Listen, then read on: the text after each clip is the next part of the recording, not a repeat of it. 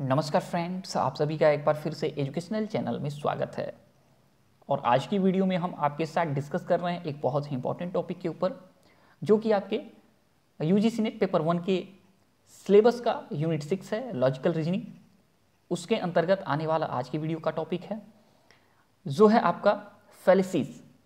तो ये बहुत ही इंपॉर्टेंट टॉपिक है क्योंकि इससे आपके पेपर 1 में क्वेश्चन बार बार पूछे जा रहे हैं और कुछ बहुत इंपॉर्टेंट इनफॉर्मल फैलेसी के टाइप हैं जिससे क्वेश्चन बार बार बनाए जा रहे हैं। तो आज की वीडियो में सिर्फ और सिर्फ कुछ इंपॉर्टेंट इनफॉर्मल फैलेसीज हैं, यानी कि अनौपचारिक तर्कदोष हैं, उस पर हम आपके साथ डिस्कस करने वाले हैं, ताकि अगर आपके एग्जाम में इससे क्वेश्चन बनेगा तो आप 100% उसका करेक्ट आंसर दे लेंगे। वीडियो कोशिश करेंगे बड़ा ना हो, जल्दी से जल्दी आपको जो मेन पॉइंट है उस पर हम फोकस कराएंगे। तो देखिए, अगर फैलेसी के बारे में आपको डिटेल जानना है तो आप लोग प्लेलिस्ट में जाइएगा जो लॉजिकल रीजनिंग का है, उसमें आपको फैलेसीज के बारे में पूरा डिटेल मिल जाएगा। फैलेसी क्या है, फॉर्मल फैलेसी क्या है, इनफॉर्मल फैलेसी क्या है, इनफॉर्मल फैलेसीज के जितने भी टाइप हैं उसके बारे में आपको जानना है तो आप लोग वीडियो देखिएगा प्लेलिस्ट से। तो आपके एग्जाम में बार बार क्वेश्चन पूछे जा रहे हैं इनफॉर्मल फैलेसी से, और इनफॉर्मल फैलेसी का एक बहुत इंपॉर्टेंट टाइप है आर्गुमेंट एड होमिनम, यानी कि व्यक्ति परक युक्ति। तो व्यक्ति परक युक्ति का शाब्दिक अर्थ क्या है, सबसे पहले ये हम जानते हैं। तो यह है आपका व्यक्ति की ओर निर्दिष्ट युक्ति, यानी कि किसी व्यक्ति की ओर बतलाना या इशारा करना किसी युक्ति के द्वारा, यानी युक्ति क्या मतलब कोई ऐसा तरीका जिससे कि एक व्यक्ति अपनी बातों को सिद्ध कर सके या किसी सिद्धांत को क्या कर सके, सही ना मानते हुए उसको अस्वीकार कर दे। क्यों? क्योंकि जो व्यक्ति ने सिद्धांत दिया है उसके चरित्र के ऊपर या परिस्थिति के ऊपर आक्षेप लगा के, यानी कि उसके ऊपर लांछन लगा के हम अपनी बातों को साबित कर सकें और उसकी बातों को हम डिनाई कर दें।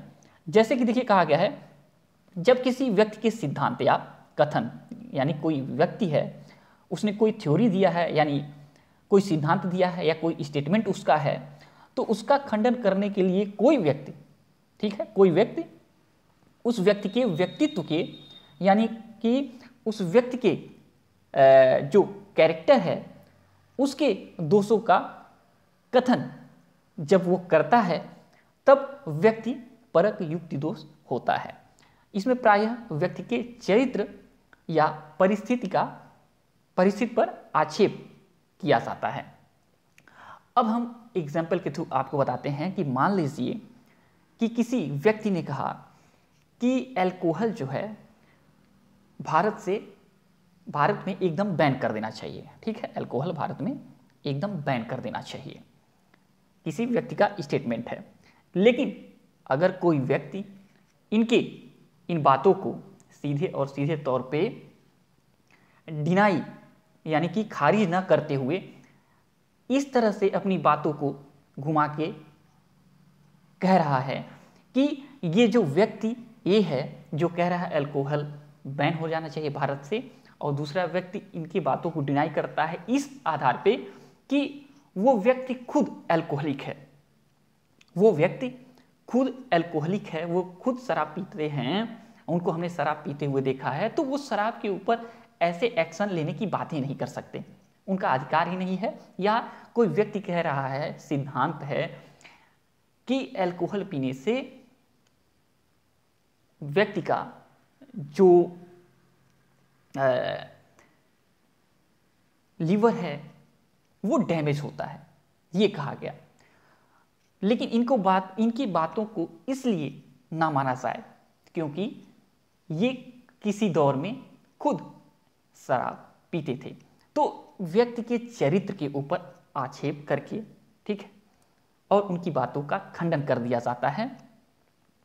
ठीक, तो यहाँ पे आपका जो है व्यक्ति परक युक्ति होता है। तो आपके एग्जाम में बहुत सारे एग्जाम्पल इस तौर पे बनाए जा सकते हैं और उसके आधार पे 4 ऑप्शन दे दिए जाएंगे कि इसमें कौन सा आपका दोष है, कौन सा तर्क दोष है, तो उसमें से आपको एक सेलेक्ट करना होगा। या अगर एग्जाम में दे दिया आपके क्वेश्चन में एक आर्गुमेंट एड होमिनम और नीचे 4 ऑप्शन दे दिया, एग्जाम्पल दे दिया, तो आपको एक ऐसा एग्जाम्पल आपको चुनना है जो आर्गुमेंट एड होमिनम को प्रदर्शित कर रहा है वहां पे, ठीक। तो ये आपका हो गया। अब चलते हैं नेक्स्ट पे। आपका नेक्स्ट जो इनफॉर्मल फैलेसीज के अंतर्गत आने वाला एक महत्वपूर्ण टाइप है पेटिटो प्रिंसिपी, ठीक, प्रिंसिपाई कहें या प्रिंसिपी कहें, और हिंदी में इसको कहते हैं चक्रक दोष। तो ये क्या है, देखिए चक्रक दोष में जब कोई किसी निष्कर्ष को सिद्ध करना चाहता है, यदि उसे आधार वाक्य में ही स्वीकार कर लिया जाए तो वहां चक्रक दोष होगा। इस प्रकार के दोष में निष्कर्ष और आधार वाक्य में कहे गए कथन एक से ही होते हैं, अर्थात जिस बात को आधार वाक्य में कहा गया है उसको ही पुनः निष्कर्ष में स्वीकार किया जाए तो चक्रक दोष होता है। मान लीजिए कोई व्यक्ति है और वो अपनी बातों को जब कहता है, जब स्टेटमेंट देता है, तो उसके स्टेटमेंट में ही कुछ ऐसी चतुराई के साथ ही चीजें कही जाती हैं जो कि निष्कर्ष में भी वही चीजें निकल के बाहर आती हैं। यानी कि निष्कर्ष के पहले ही स्टेटमेंट में निष्कर्ष जो है दे देना या निष्कर्ष के तरफ इंडिकेट कर देना ही आपका चक्रक दोष होता है। एग्जाम्पल के आधार पे हम बताएं कि अगर कहा जाए कि कोटा, जो कि राजस्थान में है, कोटा में जाने वाले छात्र जो हैं, प्रिपरेशन करने जाने वाले वहां पे जो छात्र हैं, वो मेडिकल में उनका चयन हो ही जाता है क्योंकि वहां पे अच्छे कोचिंग सेंटर्स हैं। अगर ये कह दिया जाए तो इसके आधार पे क्या होगा, इसके आधार पे ये आपकी बातें सिद्ध हो जाएंगी कि कोटा में जितने भी कोचिंग सेंटर हैं वो बहुत ही अच्छे हैं और उस कोचिंग सेंटर में अगर आप एडमिशन कराते हैं तो आप भी सफल हो जाएंगे। तो यहाँ पे ये घुमा फिरा के बातें की जा रही हैं जो कि आधार वाक्य यानी स्टेटमेंट और आपका कंक्लूजन वो आधार वाक्य में ही सिद्ध कर दिया जाएगा या आधार वाक्य में ही उसके ऊपर पूरा का पूरा देखा जाए तो कंक्लूजन निकाल दिया जा रहा है पहले स्टेटमेंट में। तो यहाँ पे चीजें क्लियर हो जाती हैं, ठीक। तो अब चलते हैं नेक्स्ट आपके टाइप के ऊपर, क्योंकि ज़्यादा हम आपका समय ना लें, क्योंकि आपका समय बहुत ही इम्पोर्टेंट है। आप लोग ज़्यादा से ज़्यादा अपने प्रिपरेशन पे समय दीजिए। अगला है आपका इनफॉर्मल फैलेसीज की आर्गुमेंट एड इनगोरेंटियम, जिसको हम हिंदी में कहेंगे अज्ञान मूलक दोष। तो ये क्या है, तो देखिए कहा गया है कि इस दोष में जब यह तर्क किया जाता है कि कोई कथन या तर्क वाक्य केवल इस आधार पर सत्य है क्योंकि उसको कोई असत्य प्रमाणित नहीं कर सकता, या वह असत्य है क्योंकि उसको कोई सत्य प्रमाणित नहीं कर सकता, तब इन दोनों ही दशाओं में जो तर्क दोष उत्पन्न होता है उसे अज्ञान मूलक तर्क दोष कहते हैं। अथवा किसी बात का खंडन करने के लिए प्रमाण नहीं दे सकने पर उसे सत्य मान लेना या उसकी सत्यता प्रमाणित करने के लिए प्रमाण ना दे सकने पर उसे क्या करना, उसको असत्य मान लिया जाए तो वह अज्ञान मूलक तर्क दोष होता है। तो देखिए सीधे तौर पे हम आपको एग्जाम्पल के थ्रू कहें, मान लीजिए कोई व्यक्ति कह रहा है कि हम भगवान को नहीं मानते क्योंकि मैंने भगवान को कभी देखा नहीं है, या कोई व्यक्ति ये कह दे कि अगर भगवान हैं तो आज की दौर में कहा जाए अगर भगवान हैं तो कोविड-19 आज खत्म करके दिखा दें। तो देखिए यहाँ पे इस तौर पे कोई व्यक्ति उनकी बातों को तुरंत भगवान को लाके सामने नहीं खड़ा कर सकता है, ना ही 1 मिनट में आज कोविड-19 को खत्म कर सकता है। तो यहाँ पे भगवान को एक व्यक्ति कहेगा कि हम नहीं मानते, क्योंकि दोनों रूपों में इनके बातों को हम सिद्ध नहीं कर सकते, ना कि भगवान को ला सकते हैं, ना कोविड-19 को एक रात में हम खत्म कर सकते हैं।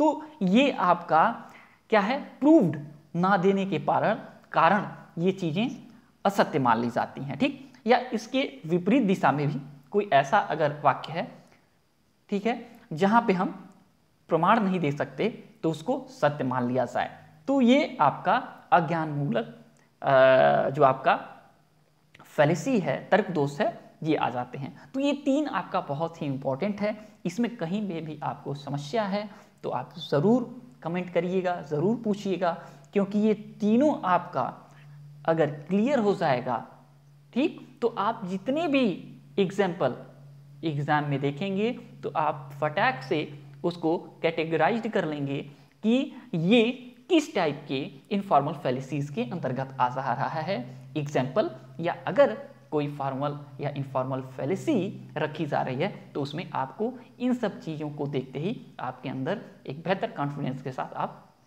उसको समझेंगे और आप करेक्ट आंसर देंगे, ठीक। तो चलिए आज की वीडियो में इतना ही। जब तक कि नेक्स्ट वीडियो नेक्स्ट अपडेट नहीं लाते हैं, तब तक आप प्रिपरेशन करते रहिए और thanks for watching educational channel, और आपका दिन बहुत बहुत शुभ हो।